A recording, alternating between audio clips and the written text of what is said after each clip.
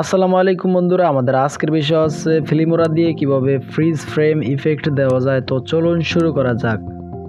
এখানে আমরা টাইমলাইনে ভিডিও ফুটেজের উপর রোলারটি যে কোনো অংশে রেখে ভিডিওটি সিলেক্ট করে আমরা রাইট ক্লিক করব এবং এখান থেকে দেখুন অ্যাড ফ্রিজ ফ্রেম, এটাকে আমরা সিলেক্ট করে দেব। দেখুন এখানে আমাদের অনেকাংশ ফ্রিজ হয়ে গিয়েছে। এটাকে আমরা এভাবে ড্র্যাগ করে ছোট করতে পারি। তো এটাকে আরো খুব সহজে কিভাবে করা যায় সেটা দেখব। এখান থেকে আমরা ফ্রিজ ফ্রেম করব। টাইমলাইনে এখানে রুলারটি রেখে এখান থেকে আমরা ফ্রিজ ফ্রেম করব। এখানে আমরা টাইমলাইনে রুলারটি রেখে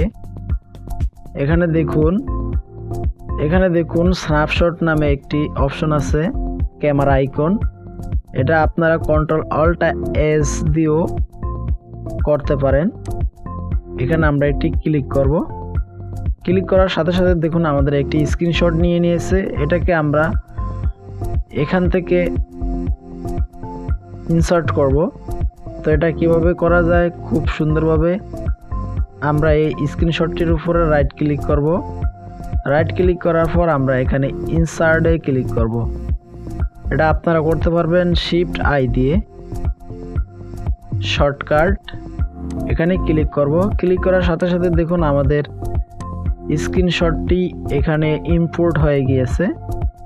তো এটাকে আমরা আগের মতোই ড্র্যাগ করে ছোট বড় করতে পারি। তো এভাবে খুব সহজে আপনারা ফ্রিজ ফ্রেম ইফেক্টটি দিতে পারবেন আপনাদের ভিডিওতে। ভিডিওটি ভালো লাগলে অবশ্যই লাইক কমেন্ট শেয়ার করবেন, আমার চ্যানেলটি সাবস্ক্রাইব করবেন। ভিডিওটি দেখার জন্য ধন্যবাদ।